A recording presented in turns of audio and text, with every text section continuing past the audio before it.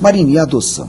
Hoje as famílias estão preferindo, optando pela adoção do que terem filhos. Essa também é uma nova realidade. É uma nova realidade. Ainda no Brasil um pouco complicada, porque a burocracia para adotar ainda é muito grande, as filas.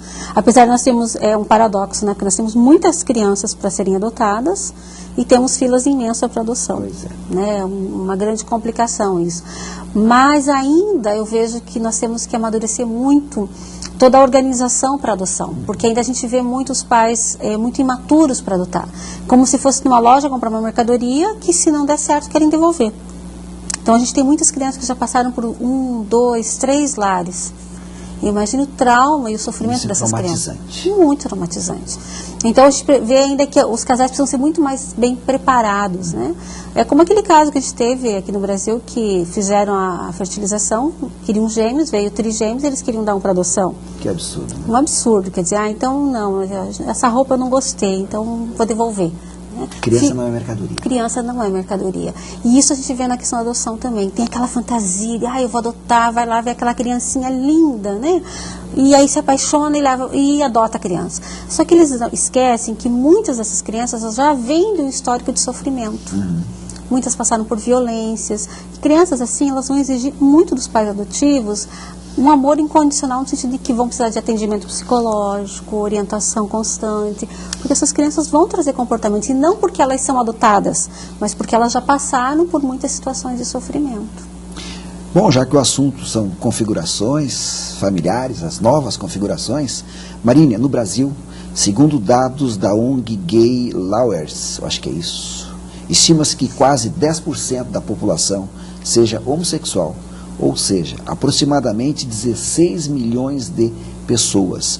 E os homossexuais hoje, eles querem adotar, ou querem ter filhos.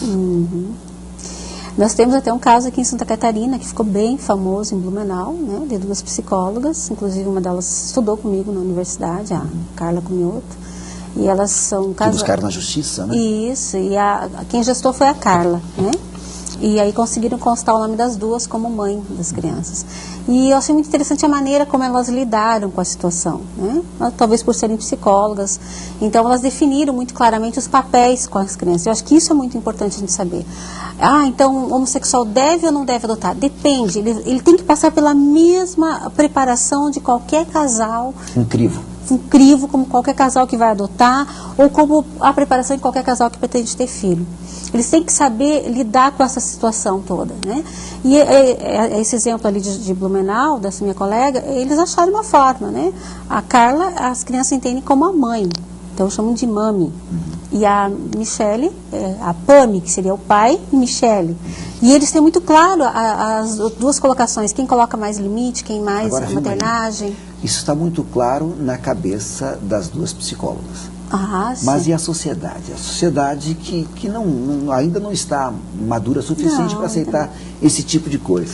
Os conflitos vão ser gerados. Vão ser gerados. Eu acho que aí, claro, né? Esse caso é um caso raro, né? Os psicólogos têm essa compreensão. Mas aí a questão da escola se preparar para isso, de como lidar. E aí eu acho que a escola tem que ter essa abertura de conhecer as configurações familiares dos seus alunos, e compreender como elas funcionam, até para poder suavizar esses conflitos. A escola, na maneira como eles estão organizados, e até mesmo na hora de editar suas cartinhas e mandarem para os lares, a coisa ainda se mantém dentro do modelo tradicional, né? Sim. Quando é dia conforme a festividade é direcionada para a mãe, conforme direcionada é para o pai. O calendário, inclusive, é montado em cima de uma configuração tradicional. Tradicional, dia dos pais, dia das mães, né? Como eu comentei antes da gente começar o programa, tem escolas que já adotam o dia da família, né? O dia da família é já uma tentativa de quebrar com esses modelos tradicionais. Então, o dia da família, quem é a minha família? A minha família é o meu pai, a minha mãe, é a minha tia que mora comigo, a minha avó. Opa, então essa é a minha família, então o dia da família. Até para que a criança não seja atingida de repente, né? Vem lá o dia do pai, mas eu não tenho pai. Quem me cria é a minha mãe. Isso. E aí eu acho que se as escolas, porque aí tem gente que diz assim, bom, mas aí vão tirar o dia do pai, mas eu queria ter o dia do pai, né? Então, estamos diante de um impasse. Diante do impasse. Como você vai resolver esse problema? Eu diria assim, bom, então vamos trabalhar a função de pai. Quem faz a função paterna, né? Quem faz a função materna? O que é ser pai, o que é ser mãe? E a criança tem uma facilidade de lidar com isso muito melhor do que nós. Nós somos mais inflexíveis. Ela normalmente já identifica, não, o meu pai é minha mãe que faz isso, isso, isso. Então ela merece ganhar minha homenagem no Dia dos Pais, né? Ou ela tem às vezes um tio que ela se identifica muito, ou um avô. Ela elege normalmente, ela não tem muita dificuldade. Eu vejo que a dificuldade e o sofrimento dela vem do preconceito da sociedade mesmo, dos outros colegas. Pois é, esse é um problema sério. Nossa sociedade é bastante preconceituosa, né? Muito. Eu diria que nossa sociedade ainda é muito inflexível de todas as formas, né? A gente ainda tem necessidade de encontrar padrões, regras do que é certo e do que é errado. E eu acho que a gente deveria buscar muito mais o que é bom para a sociedade, o que me faz bem e o que me faz mal, né? E essa noção de limite. Mas a gente ainda está muito apegado a não, isso é certo e isso é errado. Certo para quem? E se eu sou feliz nessa família? E se eu sou feliz com meu pai, e não tenho mãe, mas sou feliz com meu pai está presente, cuida da gente, né? Como alguém vai me dizer que isso não é certo? Marília, as configurações podem mudar, mas a receita permanece a mesma, né? Ou seja, muito amor, compreensão, carinho, isso nunca vai mudar. Nunca vai mudar. Eu diria assim, educar um filho de uma forma saudável exige 3 palavrinhas mágicas: coerência, estabilidade e verdade. Se a gente parar para pensar nessas 3 palavras, qualquer família não se pode abrir mão dessas 3 palavrinhas. E aí, quando você fala de coerência, você vai puxar a questão do respeito, da cumplicidade, né? Tem que haver muita cumplicidade em família. Tem que ter muita aproximação. Eu trabalho muito com palestras para cursos de noivos, né? E eu sempre digo, olha, família é muito se envolver. Você tem que contar para o teu filho quem você é.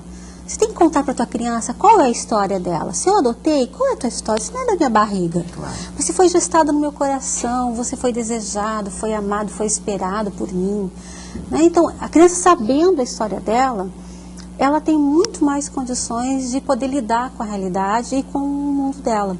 E ela vai se identificar com esse pai. Aí ela não vai precisar de heróis externos, né? O herói dela vai ser o próprio pai, ou a própria pessoa que cuida, ou a pessoa que faz a função materna ou paterna na vida dela. Marília, no próximo bloco eu vou conversar com o pastor Davi, que é da Igreja Batista, e eles estão preocupados com o número de divórcios hoje crescente em nossa cidade. E esse número de divórcios tem muito a ver com as novas configurações, né? Das nossas famílias. Com certeza. Eu vejo que, na verdade, ainda a questão, hoje as pessoas ainda casam muito, mas as pessoas se divorciam muito também.